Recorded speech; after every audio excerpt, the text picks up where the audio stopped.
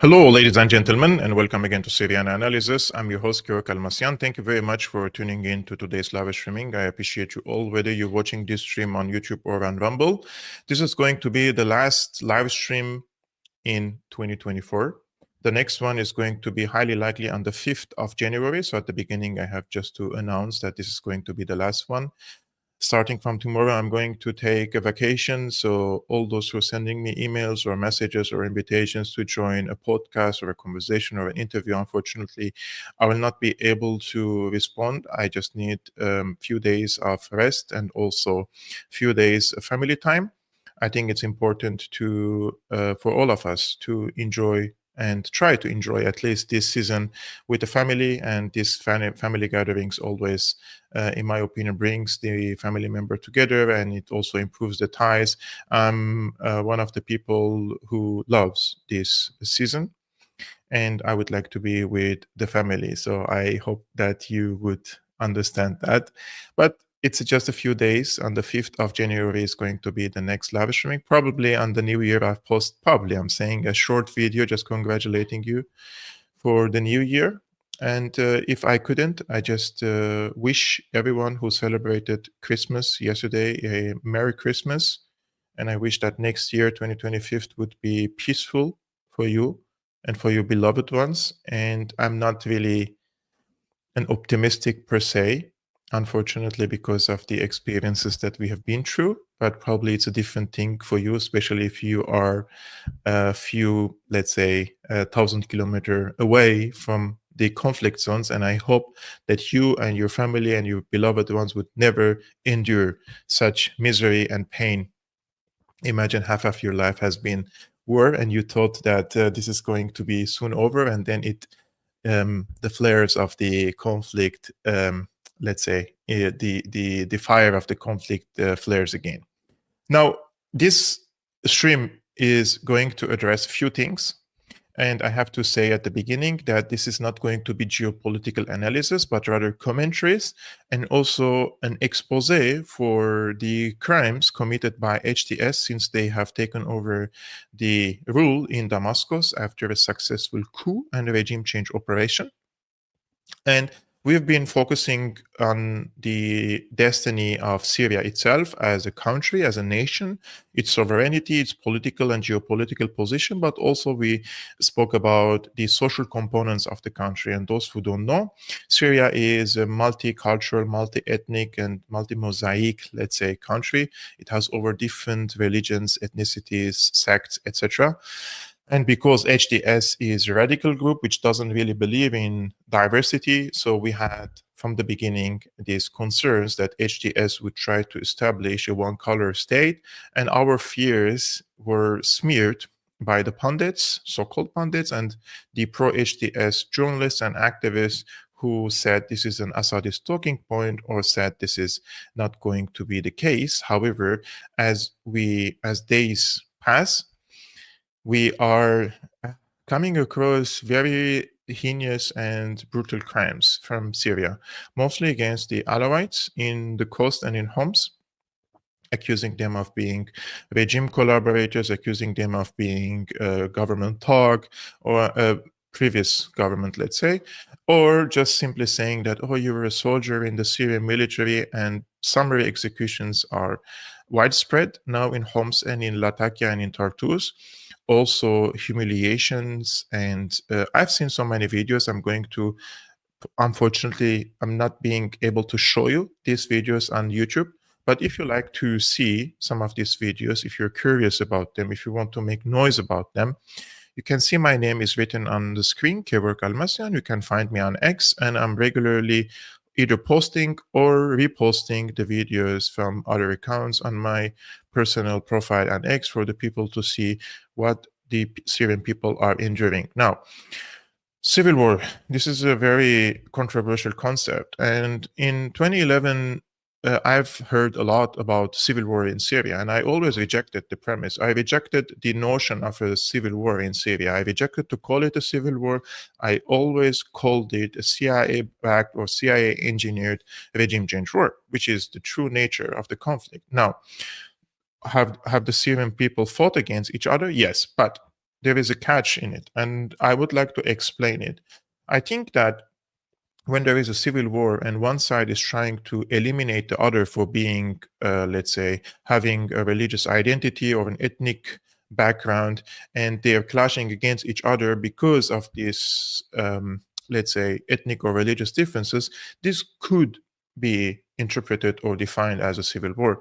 But what I saw in the Syrian conflict is that one side, which was very radicalized, and the Takfiri groups, different Takfiri groups, they wanted to eliminate the other sides, for example, for belonging in a specific religion or ethnicity or sect.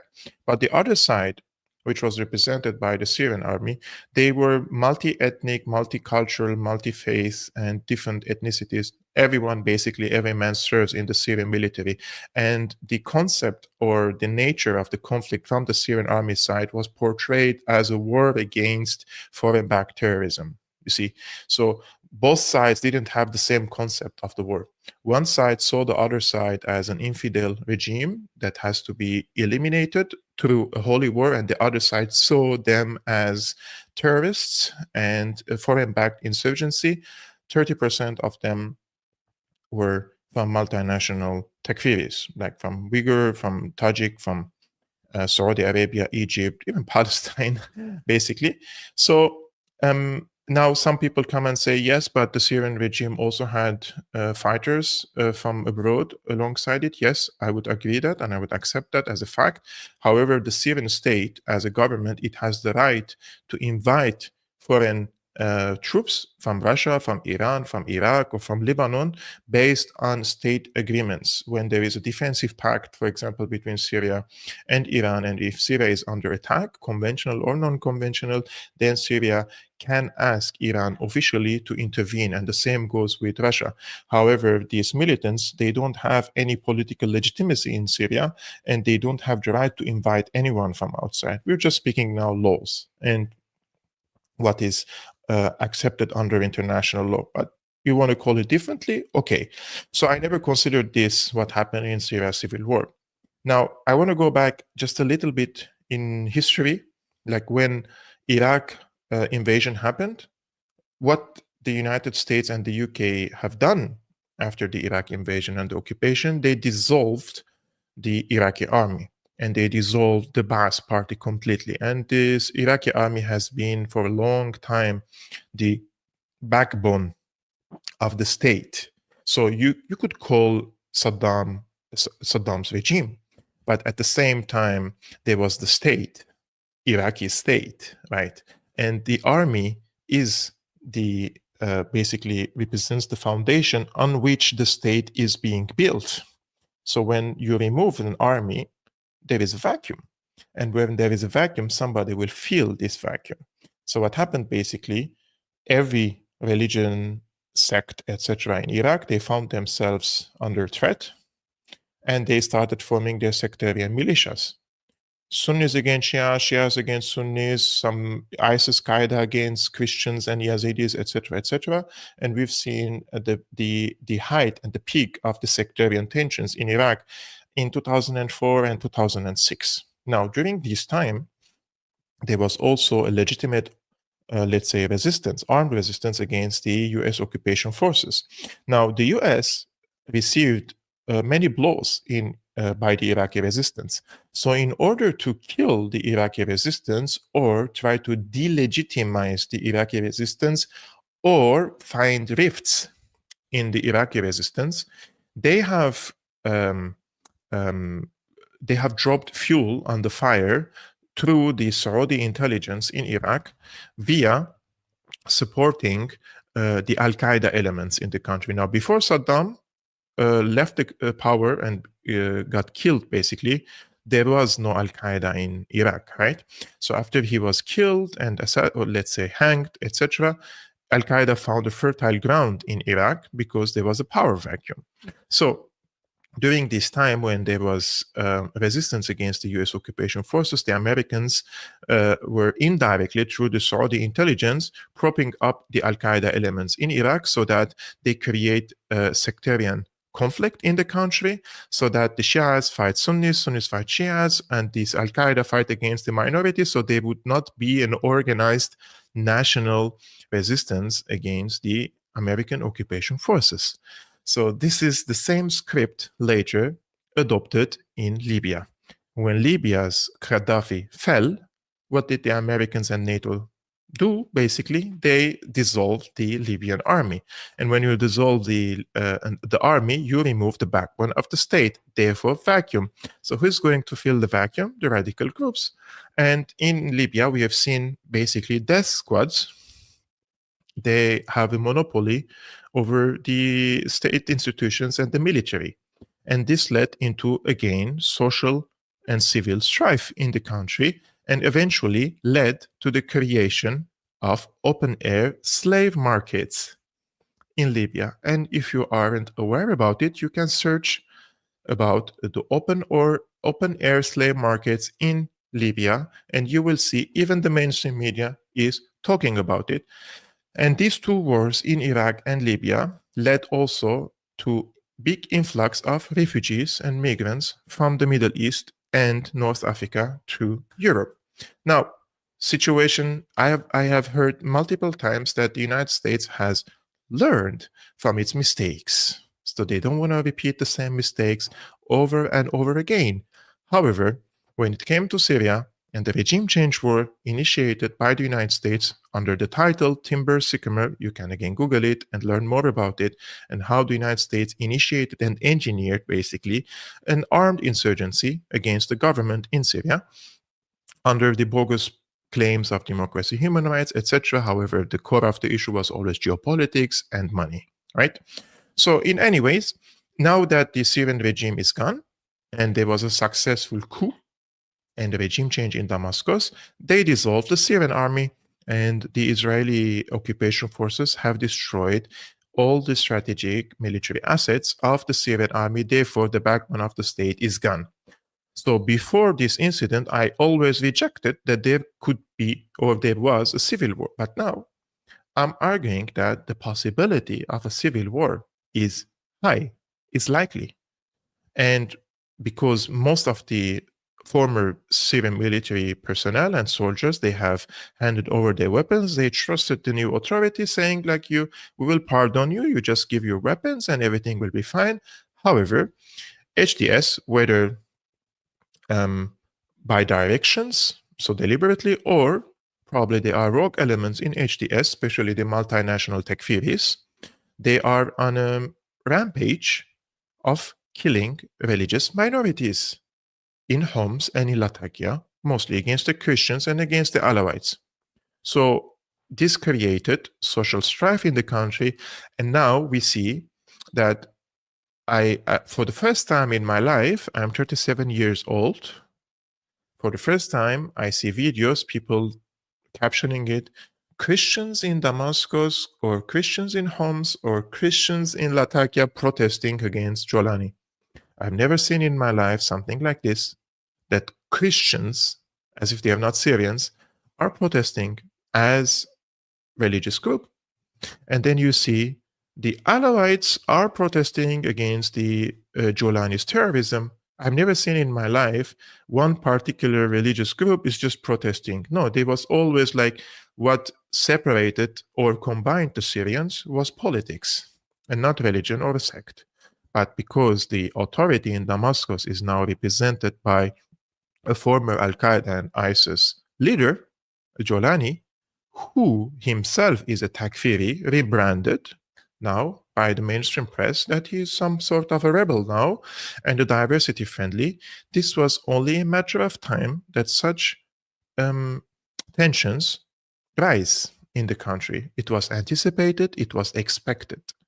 And I'm really tired also of saying to the people, this is going to happen if we don't really be wary and cautious. And then they're like, oh, you shut up, you're a Assadist, you're this and that. I'm really tired of these things, because even in politics and even in security events like what happened in Syria, foreseeing future events is not that difficult, especially if you repeat the same procedures and apply the same script which the Americans have applied in Iraq and Libya on Syria. Like it, it is attributed to Einstein that one day he said insanity is doing the same thing over and over again and expecting different results. So I would argue and say, in the case of the American planners, and when I say Americans, I just want you to know that I'm talking about the people in charge and power in the US, right? So the American planners, there is no way for them not to know all these things. So therefore, I would argue and say that this is deliberate. They know that this type of actions will lead to this type of reactions, and they're experts. They are professionals of human behavior, and they know that people come together and do certain reactions or actions when they are under danger, threat, fear, anxiety, etc. And they know that this type of reactions will rise in the country. So by bringing HTS to power, they knew that HTS is not some sort of a diversity friendly, despite the rebranding. However, it's going to establish a one-colored state.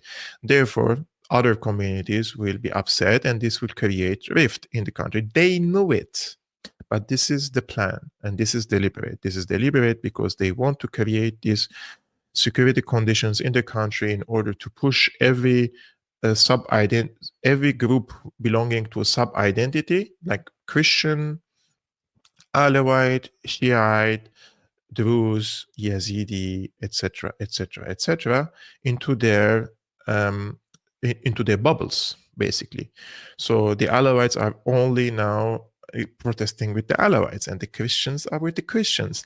There is no longer a national identity that everyone is a Syrian. They know what are they doing. This is the pre-phase before pushing the agenda of Balkanization of Syria by dividing the country on ethnic and religious lines. Maybe some of the ethnicities and religions could coexist and live together and form different island states in the country. But this is the typical divide and conquer strategy. So if there is any Syrian watching this, and I know that I'm talking in English and I know that most Syrians do not follow Syriana Analysis or something, but if there is someone watching who understands English, I hope that they would not fall for this trap.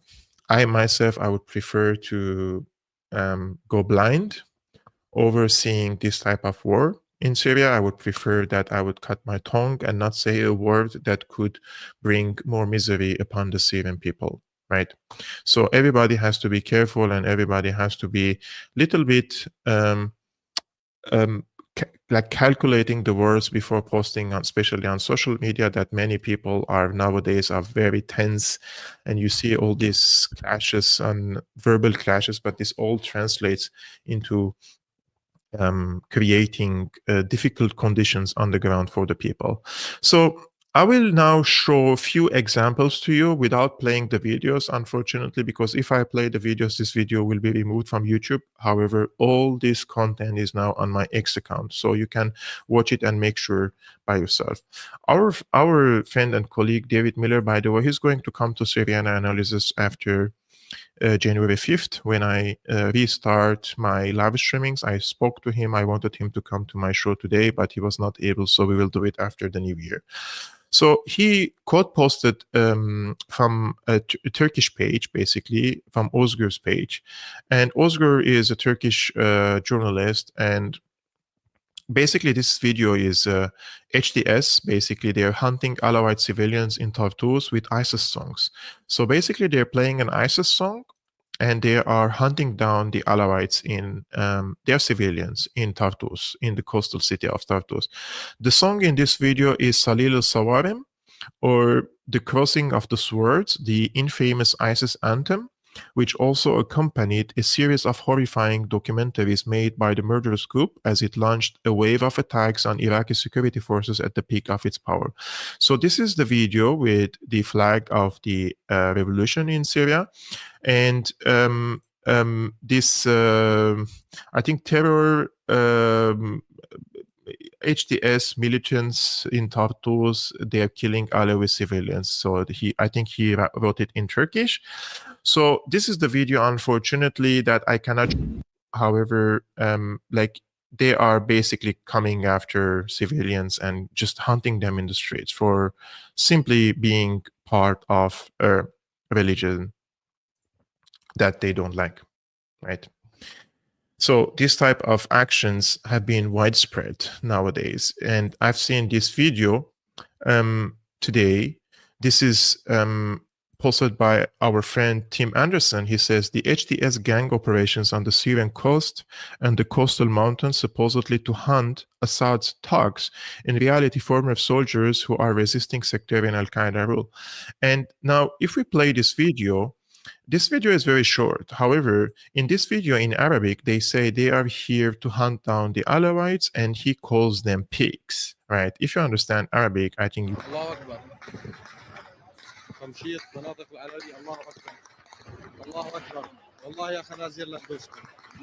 he says we will like step over you basically pigs. And I just want you to see this face, for example. I mean, this face, he doesn't even look Syrian, right? I think he's probably from Chechnya or something. Now, these are the people, unfortunately, are in charge of Syria. And the current government, led by HTS, says that these people deserve to be honored, and they have to be given what? They have to be given a citizenship. So they're going to grant them basically a Syrian citizenship. And this is so absurd to so many levels. If you remember in the last live streaming, when I was talking about this case, and I said, how absurd is this? Like, these HTS people say that I don't deserve to have a Syrian citizenship because the grandparent of my grandparent was grandfather of my grandfather was an Armenian genocide survivor, and they have fled to Aleppo, and I was born and raised in Syria, and I lived in Syria. They don't consider me Syrian, but they consider someone from Tajikistan or Kazakhstan, or I don't know, like from the Uyghurstan in Xinjiang, that they deserve to be given Syrian citizenship. This is absurd on so many levels. But nowadays we have people like Dili Hussein. They are whitewashing these people, and they are giving them the legitimacy they need. Dili Hussein, he doesn't speak Arabic at all. And these people from different Central Asian or Far East Asian countries, they don't speak Arabic, and they will not integrate into the Syrian society. Syrian society is completely different than many people think it is.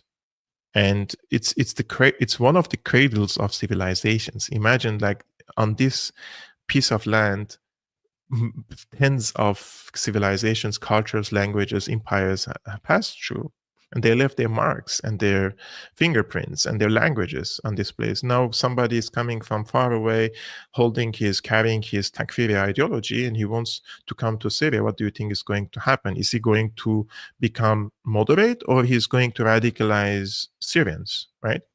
And this was I would just want to show you this video which I spoke about this case. Do you really think that somebody comes from Uzbekistan or Tajikistan and he has carried with him this ideology of the Takfirism and Salafism, and he wants to come and fight against the government, Assad regime, call it whatever you want, because this regime was an infidel, so this is a holy war against an infidel regime? Do you really think this is going to integrate into the Syrian society? No, he's not going to integrate, but he will bring his so-called values and radicalism with him and radicalize more Syrians. This is a ticking bomb. This is something that we cannot really be silent about it. But if you listen to these people who support HTS, basically they come after me and they say, why are you talking about Syria? Who gave you the authority? Nobody gave me the authority. I'm born and raised in Syria. But they were like, no, that doesn't mean you're a Syrian, because 3 generations or 4 generations ago, when your grandparents came to Syria, they came as refugees. So you're a refugee. I'm like, so you want to give a Syrian citizenship to someone from Tajikistan or Uyghur or Saudi, who came and brought with him his radical Takfiri ideology to Syria, and he's creating sectarian tensions and religious strife in the country. Those are the ones who deserve to have a Syrian citizenship and have the right to have an opinion, basically, about Syria, a place where they were not even born and raised. And I'm someone who was born and raised in Syria. My grandparents were survivors of the Armenian genocide. I'm an ethnic Armenian, but I was born in Syria and raised in Syria and studied in Syria, and I speak Arabic. انا بحكي عربي يعني بطلاقه، يعني انا بحكي عربي مثل لغه يعني اذا واحد بيحكي عربي هون مشان يعرف، يعني I speak Arabic like my mother tongue, and sometimes I speak Arabic better than English, and I speak with an Aleppi dialect, right? Who are these people to come to my country and receive a citizenship?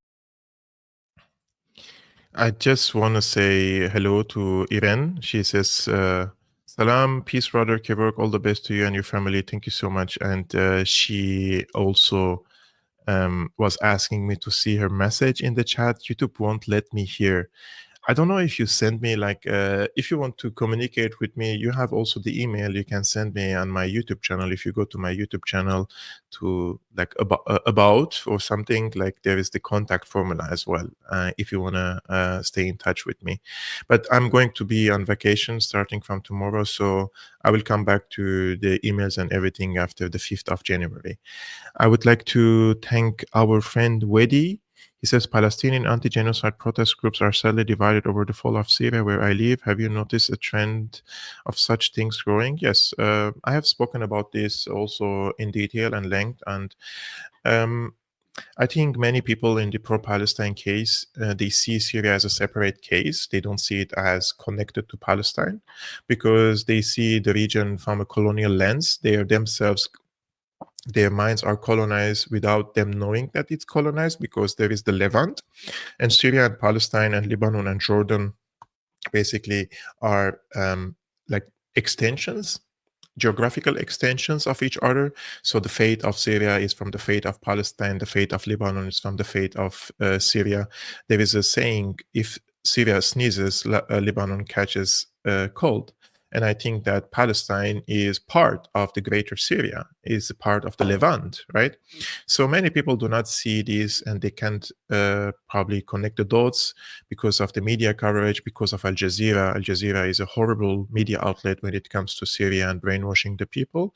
And many people receive their political education basically from Al Jazeera and other Qatari media outlets. I would argue that if the Arabic world wants to free itself completely, they have to first free themselves also intellectually. From intellectual freedom and independence is very important, and Qatar plays a destructive role in this by indoctrinating and brainwashing millions and millions of people, especially in the intellectual class. So I would like to also tell you other stories happening in Syria. And this is again by a Turkish or a Kurdish person in the US. He says, this is disgusting. Humiliating Alawite people like this is unacceptable. In this video, the gunman says, you are an Alawite, so howl like a dog. Such scenes are a stark reminder that ethnic and religious minorities in Syria are at great risk. And I've seen many, many, many videos like this today, basically just capturing someone whose religion you don't like and put him on the floor and humiliate him with the guns and stepping over his neck and head and asking him, you need to howl. If you don't howl, we will kill you. So you start howling like a dog. So this is how they are humiliating. I've seen many, like countless of videos like this today. I've seen also this video. I think we can share this video on YouTube.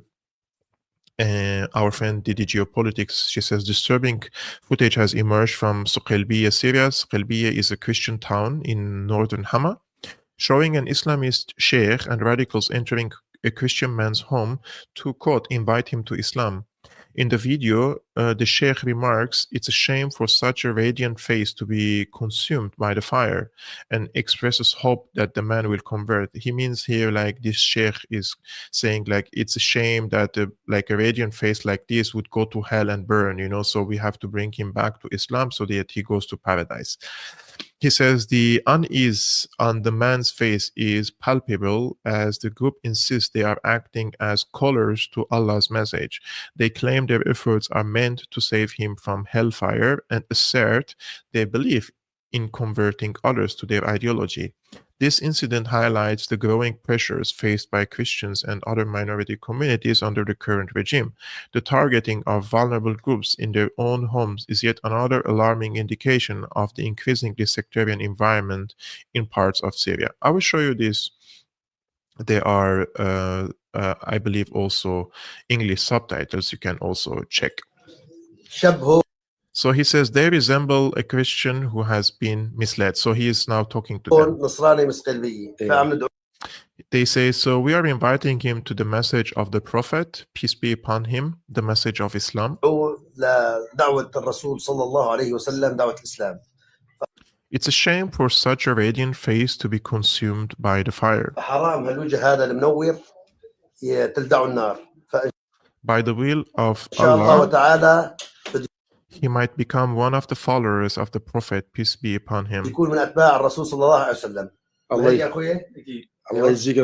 So he's asking, isn't it like that? He says, yes. So may Allah reward you, Abu Sa'id. They also change his name, basically. يا ابو سعيد الله يجزيك الخير على الكلام الطيب هيك وان شاء الله لازم يكون نحن من اتباع مين سيدنا محمد الله يجزيك الخير يا احمد على الكلام الطيب هذا بتكون دعاة للناس بما يرضي الله نحن ما بنريد حدا انسان ينحرق في نار جهنم. So basically he says like their intention is that they don't want anyone to be burned in hell. That's why they're calling him to join Islam. بنريده منين اهل التوحيد من اهل شو اهل التوحيد ايوه الله يجزيك الخير ان شاء الله صار الشاب. Imagine, I mean, this guy, I'm sorry that I'm laughing. I mean, what do you expect him to say, right, in these circumstances? And this is in no way or shape a hate against the religion, against Islam. I'm particularly speaking about the people who are enforcing the religion. And I have lived in Syria most of my life, and I have never encountered one person in Syria. And rest assured, I've been more with Muslim people than Christians in Syria. I've never encountered in my life someone is telling me, bro, like, why would you burn in hell? Come and join our religion. Never happens. But these people, they're the takfiris. And rest assured, these people are not the majority, right? These people are not the majority, but these people have the guns. That's the difference. These people have the guns. And when you have the guns, you have the power and you can subjugate the people and you can do some, like, this is so silly. This is so absurd. Another incident, this one was shared by Joshua Landes. Fortunately, I'm not able to show you this one. Of course, Joshua is, again, Joshua just changes his opinions depending on how the winds is blowing, unfortunately. Syrian forces, as he calls, the HTS have become Syrian forces now, according to him. He says, burn down the mausoleum of Khasibi. I would just check this. How is this written in Arabic? This is something I think that is not correct. Anyways, so this is a religious shrine belonging to the Alawites, basically, and this is one of the holiest places in the Alawite sect in Islam, basically, and. Musilum of al-Khasibi, I don't know. Anyways, so they have burned down one of the most let's say, sacred religious places of the Alawites in Aleppo. And he says this is a game changer for the Alawites who already have been shaken by the growing number of revenge killings. Khasibi is the most important Alawite sheikh who had close ties to 11th Imam Hassan al-Askari, the 5 civilian caretakers of they were civilians, basically, either praying or protecting the shrine, and they have been all killed in this. What can I say? So this has caused protests in different Syrian cities by the Alawites. Aaron says, when the world's wealthiest countries flood a divided, much weaker country with tens of thousands of international sectarian insurgents and billions of dollars in weaponry, and then when that fails to achieve regime change, impose crippling sanctions, economic sanctions, and the pillaging military occupation of oil wheat fields, things like this are bound to happen. I mean, we've been warning, but I think that many people are trying to pretend now this is some shocker, you know. But this is the page of the Syrian Ministry of Information now, the official page, and they are saying that posting videos of sectarian nature is forbidden now on social media platforms. So basically, they say, like, they claim that posting any video which could cause sectarian tensions in the country is forbidden on social media platforms. If somebody does it, it will be punished. He or she will be punished. But what they are not they're saying that if we don't post these crimes and on social media platforms, then how would we know about these crimes? And how would the human rights groups and how would the ordinary people know about these crimes if you don't post, right? And this is something very important. If they want to stop crimes of sectarian nature, then they have to stop the crimes and not stop the videos that the people are circulating on social media platforms. I think this is ridiculous, and I think that it indicates that HTS wants for these rogue elements to commit heinous sectarian crimes without visual documentation, right? This is how I see it. But there are people now basically adding fuel to the fire. I understand. There are people basically calling for ethnic cleansing and genocide in Syria on social media platforms, by the way, openly on X. And X is, of course, is not doing anything about it. They're not taking down the tweets. If you just replace some of the words and say, like, in Israeli, put in Israeli instead of the religious minority or the Alawites that they are trying to exterminate, your entire account will be taken down. And I would say, like, although I'm a free speech absolutist, however, if you are openly declaring that you want for some religious minority or sect or majority or minority to be exterminated, and you're calling for extermination and genocide, I think that's one step beyond free speech. I don't know, maybe that's the line that I'm setting here. So I would never like, if it's an Israeli or an Alawite or a Christian, it doesn't matter. It shouldn't be published, something like this, on social media platforms. But we have someone basically like this. Why I'm showing you this stuff, because it's very important, guys, to understand who are behind these sectarian tensions in the country. Many people do not understand Arabic, so they don't know what's going on social media platforms. So this guy's name is Huzaifa Abdullah Azzam. He is Palestinian and Egyptian. And his father apparently was one of the main leaders of the Mujahideen in Afghanistan. So in Afghanistan, there was a phenomenon called Arab Afghans. So Saudi Arabia's intelligence cooperated with the CIA to send brainless Arab youngsters to Afghanistan to wage a holy war again, but that time against the Soviet Union, right? So these people went with thousands to Afghanistan to fight against the Soviet Union for the benefit of the US, something that these people do not really understand, that they're the geopolitical idiots of the US. However, I believe that people like him, they know. It's impossible for him not to know. His father was in Afghanistan, one of the founding members of the Arab Mujahideen or the Arab Afghans in Afghanistan, and he was killed, his father, in Afghanistan. And this is what he says. I called him, sorry, here, Jordanian. He's not. He's an Egyptian Palestinian. He says, so he's calling for the extermination of a religious minority in Syria. He's calling for covert operations, stealth raids, and surprise ambushes, and he recommends HTS not to photograph the crimes, publish, or take responsibility. So basically, what he's saying that kill them, exterminate them, but do it in darkness. Don't document it, do it covertly, and don't declare responsibility. And this is published on X.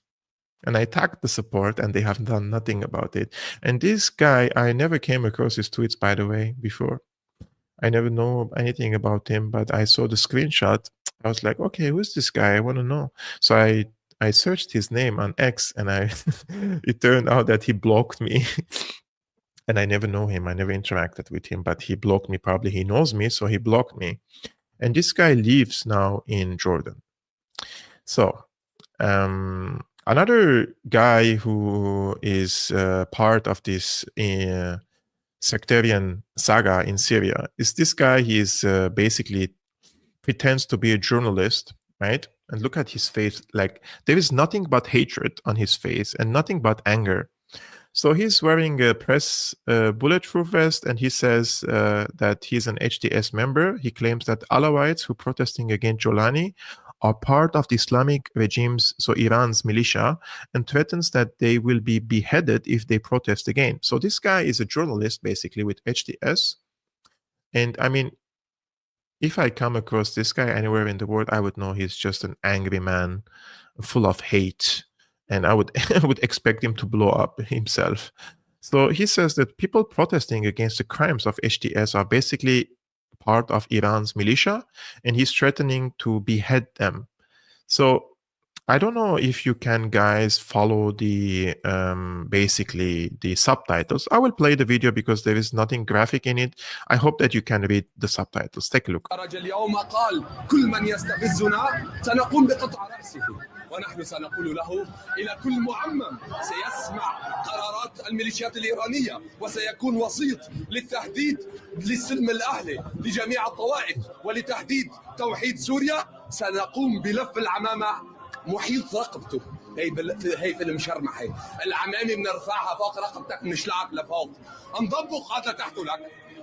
كل من سيحاول تهديد السلم الأمني سيكون القصاص.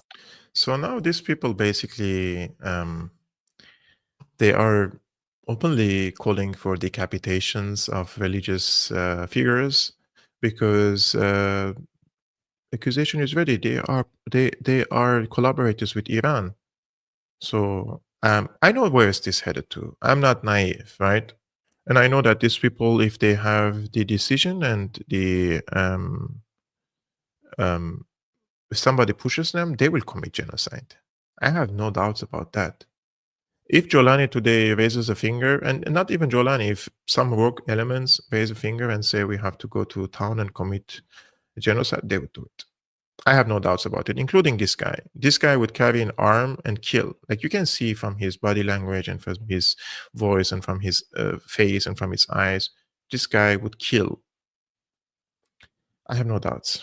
So I'm really worried about what's happening in Syria. I'm very worried that this is slowly headed to sectarian civil war. And this is very worrisome.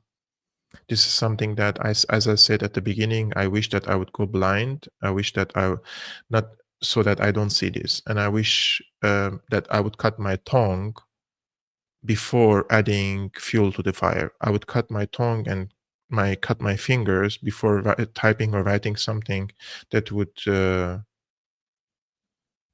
add fuel to the fire. I would never do that. But these people, I'm sure about their intentions, and I'm sure what they're capable of. I'm really worried about Syria. I'm very, very worried about Syria.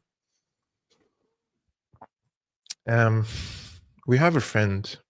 If you don't follow her, you should go and follow her on X. She's a woman from Aleppo, and her account is called Bint Halab, which means like a girl from Aleppo or an Aleppi girl. And she wrote this on her X account, and she came under big attack, by the way, multiple times on X by the likes of Dili Hussein. And she's a Muslim from Aleppo, and this is what she says. I think she summarized many things brilliantly. She says, Syria is about to erupt into a civil war, and everyone who ignored all the red flags and alarms that I was reporting while labeling me as an Assadist will be to blame for the ensuing bloodbath. For nearly 3 weeks, while so-called free Syrians and mockingbird propagandists were normalizing the rise of power of Jolani, and Al-Qaeda and ISIS terrorists, bodies were literally piling up on the sides of roads all over Syria in the desert as HTS militants were committing extrajudicial executions. quietly, and criminals and terrorists freed from the prisons were taking advantage of the non-existing or non-existent security conditions. Sectarian crimes like Christians or Alawites being robbed and killed in their homes, as well as the desecration of churches and graves, were being reported as, quote, isolated incidents. Arsons and mass theft of public property were being reported as carried out by, quote, rogue regime elements. Syria evolved from a military state with rampant open corruption to a complete jungle, or as some Syrians on the ground described it, the Wild West, and most of the world ignored it. Syrians are biting their tongues and engaging in celebrations or staying in their homes as much as possible to give the illusion of peace in hopes that it would become a reality, but this would never last, as we see happening now. I totally agree with her. This is why I said at the beginning, it's like when somebody is drunk, and there is a Arabic saying, هلا بتروح السكرة بتجي الفكرة. Now when the time of drunkenness is gone, then the ideas come, right? Like then you start thinking rationally again, because this was a time like, yeah, let's celebrate, we are free from the tyranny, this and that. She's completely correct. She says, while people were calling me an Assadist and dismissing my concerns as copium, I knew the violence would escalate. How? Because violent extremists who used to arbitrarily murder people don't suddenly become civilized humans when they put on suits and parade through cities. The kinds of crimes and violence committed throughout the past 14 years corrupts a soul and builds hatred that is extremely hard to heal. In fact, we saw them beheading and executing surrendered SAA soldiers in Aleppo a few weeks ago. But we were supposed to believe it stopped? Don't be foolish. People on this platform have been openly calling for and supporting mass extrajudicial executions. Syrian doctors and Al Jazeera reporters were pulling or calling for the use of guillotines. Hijabis are calling for Shabiha to be captured and tortured in retribution for their grievances. This is not normal civilized behavior, nor is it aligned with the rules and principles of Islam. They are all signaling extreme bloodlust, not a new chapter of peace in Syria. Look, because she's Syrian, she knows all these small details that many people in the West do not know. She's summarizing it brilliantly, actually. She says, I remind you all that most of my relatives were living in Aleppo from 2012 to 2016 when HTS, then going by the name of Jabhat al-Nusra, was ruling half the city alongside various other factions. I have talked about the kinds of horrific crimes that happened under the rule of Jolani, but everyone has a short memory. In reality, everything HTS accused the Assad government of doing, they did themselves in Idlib and every other city they ever ruled. More on this later. Everyone educated on the history of the war knew that Jolani never had the control over the militants he claimed to have, and that HTS is nothing more than a coalition of factions who joined forces. The entire war was nothing but a mess of dozens of forces backed by various foreign parties, vying for power in Syria. That kind of chaos cannot be changed overnight, nor even over the course of years, as Jolani attempted in Idlib for years. This is evident from the events occurring now, as Jolani meets with the leaders of the dozens of factions as he attempts to consolidate power in his bid to legitimize himself internationally. So there are other very interesting, I would say, this is an interesting thread, very good one. If you want to read it, you can go to her account. As you can see, this is her account at NOONE0826, and you can read it by yourself. This is very interesting thread for people to understand the mentality behind HTS and the people who are now in charge of Syria, something that you need to listen to from a Syrian, and especially a Syrian Muslim in Syria who rejects this, right? And this is very important. So the Jolani government basically, he formed a transitional government, I think important to note here that the vast majority of the transitional government he formed are Islamists, and they have an Islamist background, one of which is his brother, basically, of Jolani. This is the brother of Jolani. Now he's wearing a suit as well. And yeah, except him, I think most of them are Islamists. And there is a woman that they don't show her photo, of course, because it's a haram to show the photo. And this is an Israeli page, basically.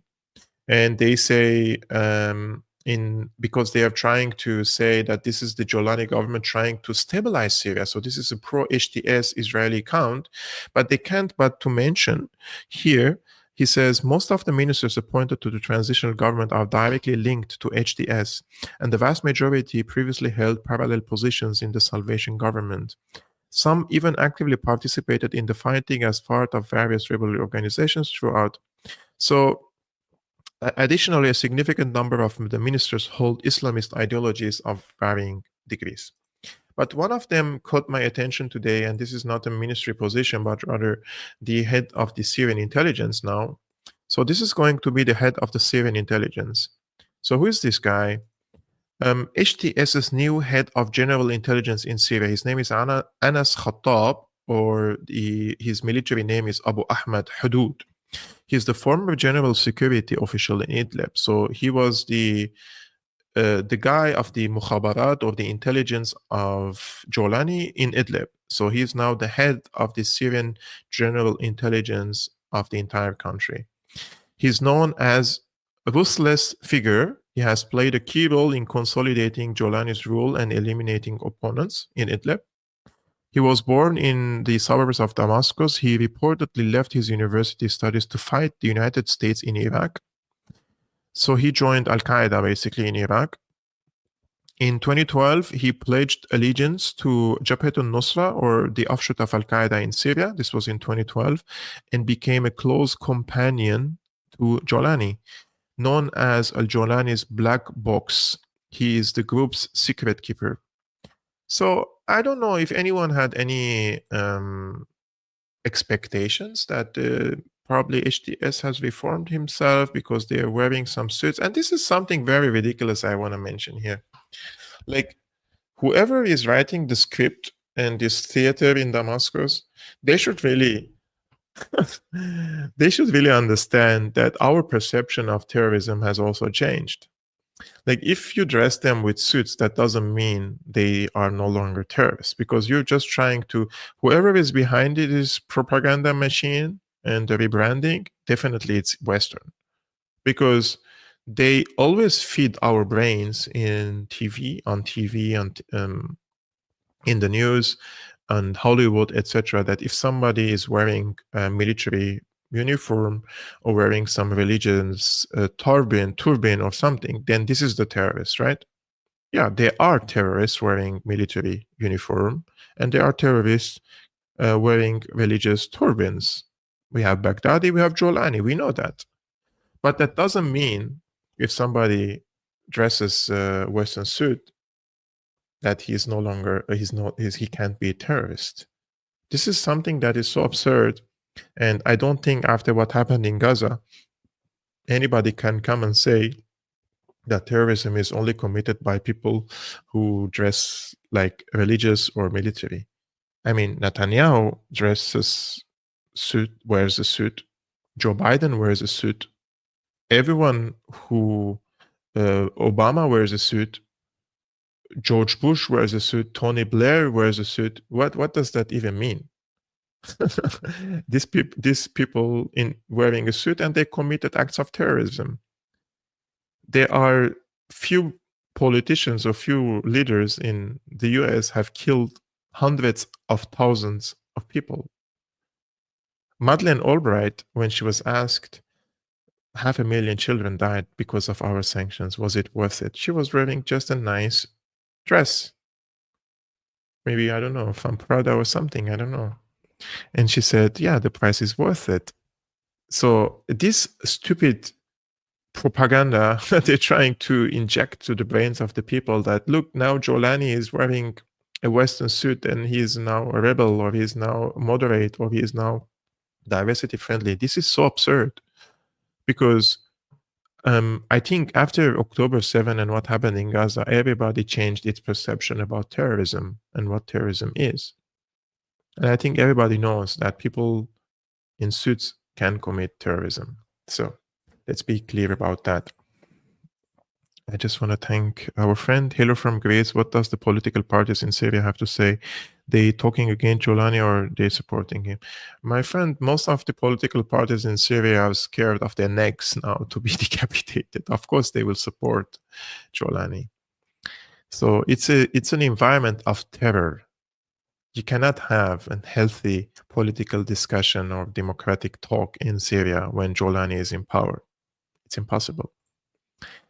And speaking of Israel and genocide in Gaza, somebody was a little bit too honest about the role of Israel in Syria, and this is Israel Katz.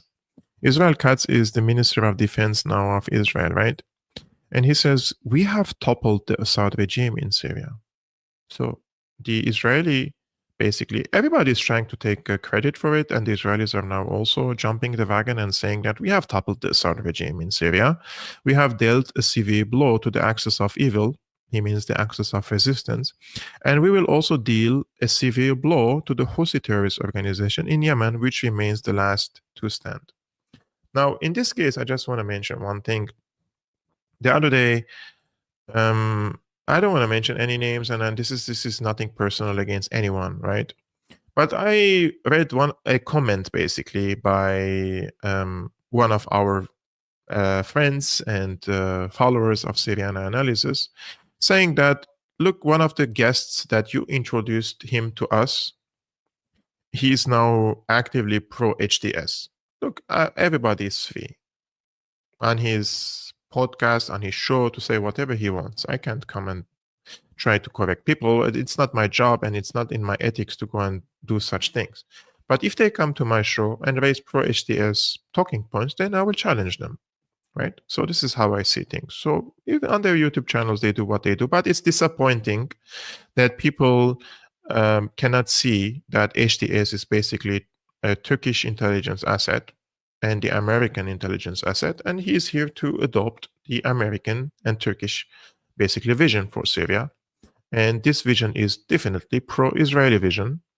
And sooner or later, Jolani, if he's not, I don't know, killed or toppled or something happens in Syria, he will definitely establish ties with Israel. He will raise the Israeli flag sooner or later over Damascus. So especially if somebody is pro-Palestine, they have to little bit do more critical reading and thinking. This is just my advice for people. Everybody is free and entitled with their ideas. This week, Jolani basically, he received, excuse me, sometimes I'm reading because I sometimes receive emergency texts. So this week, Jolani received one of the politicians of Lebanon, who is a Druze leader. So Druze are also a religious group in Lebanon, in the Golan Heights, in Palestine, in Syria. And Walid Jumblat, basically is the head of this religious group in political party, their political party, but just for the Druze. In Lebanon, he came to Damascus and he met with Jolani. And basically when he met with Jolani, I'm not going to play the video for you, but the Jolani was talking to, this is Walid Jumblat, and he says, the new Syria will not interfere negatively in Lebanese affairs. We will only offer friendly advice. We will use international pressure to make Israel withdraw from Syrian land. So yes, he will use international pressure, just like the international pressure on being used on Israel in Gaza. It's so absurd and ridiculous. Anyways, but in this video, he basically says something like, he's trying to blame Iran and saying that these events these are events that took place 1400 years ago. What is it to us? Like what? And he says like he's trying to say that the Shias are coming from Iran to take vengeance against the people of Syria because of some religious disagreements that happened 1400 years ago. So he's raising the point that why are the Shias coming to Syria to kill Syrians? This is according to his allegation, because of something happened 1400 years ago, right? And this is hilariously funny, because Jolani's entire political career is built on this same exact concept. Our friend and guest who was on our show multiple times, Elijah Maganier, he says, Abu Muhammad al-Jolani, deception and sectarian legacy. Abu Muhammad Jolani's true intentions of deception and dishonesty became evident when he hosted Lebanese Druze leader Walid Jumblat. Between 2003 and 2006, while imprisoned in Camp Bucha in Iraq by US forces, Jolani served as a Takfiri emir of Nineveh. And he actively involved in the killing of Iraqi security forces and Shia civilians prior to the infamous Samara attack in February 2006. At that time, Al-Qaeda's central leadership, particularly Sheikh Ayman al-Zawahiri, opposed the sectarian killings perpetrated under the orders of Jolani and his superior Abu Mus'ab al-Zarqawi. The history underscores the duplicity of the de facto self-appointed leader of Syria, Ahmad al-Shara, when he declared, quote, "What do we have to do with events that happened 1400 years ago? Some," he means Iran and its allies, "come here seeking revenge against the people of Sham or the Levant for a historical event that took place over a millennium ago." His statement is fundamentally disingenuous. Instead of feigning innocence, he should have acknowledged his role and sought forgiveness for his direct involvement in sectarian violence. After his release in 2008, Jolani resumed his killing spree in Iraq, continuing his sectarian campaign until his relocation to Syria in 2011.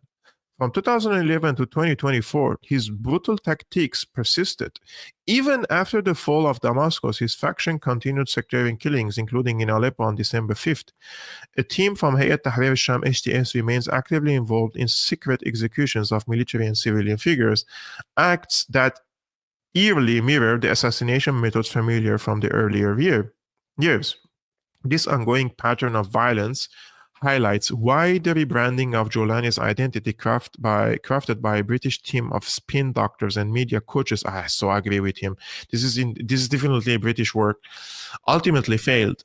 The attempt to sugarcoat his image could not erase the indelible mark of his sectarian crimes, which remain etched in the memories of those who have suffered under his reign. Man.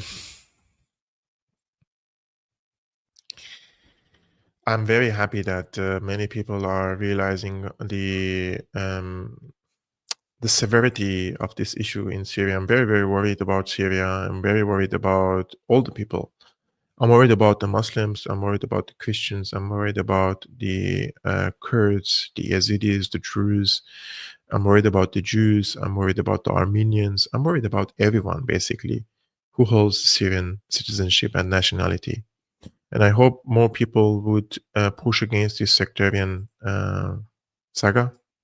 Because, look, I'm asking myself this question: why would the US empire change its playbook when Iraqis ignored lessons of Lebanon, Libyans ignored Iraq, and Syrians basically ignored Libya? I said this on X, I said enough with the excuses about US dollar hegemony. I'm talking about ordinary people who keep falling for the lies spun by Washington's psychopaths. And I wrote this basically after I watched many videos and read many reports basically about the rising sectarian and ethnic clashes in Syria. So my advice would be, stop being a fool. Don't fall for the same tired divide and conquer tactics. You have a brain, start using it. Don't think that my words would find ears among the sectarians anywhere because they lack reason, they lack logic, and they don't basically watch and listen to long formats. They are the lowest of the low. Mehdi, do you see the future of Syrian identity having a future and legacy like either Lebanon or Iraq? It is going to be, unfortunately, more like in Lebanon. Everybody is going to form its undeclared canton and live in their neighborhoods and not interact or rent their places to people from other communities. You know, I lived in Lebanon long enough, 5 years. And I studied in the north, basically in Kura, and I used to go to Tripoli. And people used to tell me, are you nuts? Like, what are you doing in Tripoli? These Salafists and this, you shouldn't go there. Those are radicals. And I was like, drinking shisha with my Muslim friends in Tripoli. And then I moved to Beirut and I lived in different places. And I lived in Mar Mkhail, I lived in Karantina. I lived in, forgot the name. Anyways, I lived in different places and I used to go regularly to Dahiye, which is the southern suburbs of Beirut. I used to go to areas basically back then was controlled by Saad Hariri. So Sunni, Shias, Christians, different places. And I have family members in Lebanon. And they're like, are you crazy? Like you're going to the southern suburbs of Beirut among these, those are the Shias, those are the Hezbollah people, those are the, for them, they don't interact with other communities. Like the Christians are just with the Christians and the Shiites are with the Shias mostly. They don't like, there is no homogeneous relationship in Lebanon, and I'm afraid this is going to be the fate of Syria, or even worse. If a sectarian conflict erupts in Syria, God forbidden, this could lead into more Balkanization and division of Syria. And if the Syria is divided, this is going to definitely reflect on Lebanon. If anyone thinks that if Syria is divided into sectarian and religious lines, if anybody in Lebanon thinks that this is not going to be the same case for Lebanon, they're delusional.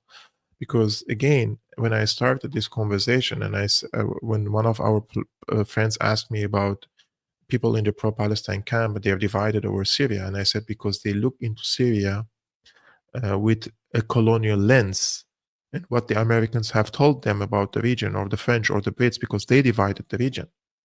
But in reality, when Syria sneezes, Lebanon gets cold. When Syria sneezes, Palestine gets cold. If Palestine sneezes, we get cold. Because this is an area that has a geographical interconnectivity and social connections among the people, among the region, civilizational, cultural, language. There is a lot in common between these people than what separates them. So, in my opinion, if, God forbidden, a sectarian civil war erupts in Syria and it leads to Balkanization and mini states, it's going to happen also in Lebanon. Tripoli, people there could say, oh, I would join then Homs. I would like to be part of Homs. The Druze would like to have their piece of cake. Everybody starts thinking more narrow if something like this happens. That's why I try to warn the people and ask them to be cautious, because what brings this region up is the unity of the people. And I'm not just saying verbal unity, but people living together, interacting together, making business together, uplifting each other. This is how this region could see light again. But if we're going to divide the divided, I mean, this region is already divided. It's Cyprus and Pico, they divided this region. So if you want to further divide them, it's just going to lead into worse and worse situations. So this would be my advice to the people before the new year. I'm so happy to see around 1,000 people watching this. If you're new, guys, to this YouTube channel and you're liking the content, I would really appreciate it if you hit the like button and subscribe to the channel. We are now over 90,000 subscribers, and YouTube says when before I reach to 100,000 subscribers, they will check my channel if I deserve to get that plate, you know, that they sent to the YouTubers to put it behind me that I reached to the 100K finally. So if you like me to reach to the 100K, I would really appreciate it if you subscribe to Syriana Analysis. 40% of you are not subscribers. And if you're just liking this video, you can hit the like button. And I will try to post a short video on the new year. I can't promise, but I will definitely come back and do a live streaming again on the 5th of January. Until then, I will take some rest. I will take a vacation. I will be with the family. I will spend more time with the family. I hope you understand it. And on the 5th of January, I will start. The 5th of January is Sunday. So it's going to be on Monday on the 6th of January. My apologies. So on the 6th of January, 2025, this is Syrian Analysis will come back and I will do another live streaming again. So I wish you a peaceful new year. A Merry Christmas for those who are celebrating, and Merry Christmas for those who will celebrate on the 6th of January. I wish you peace, and peace be upon you and upon your families. Salam.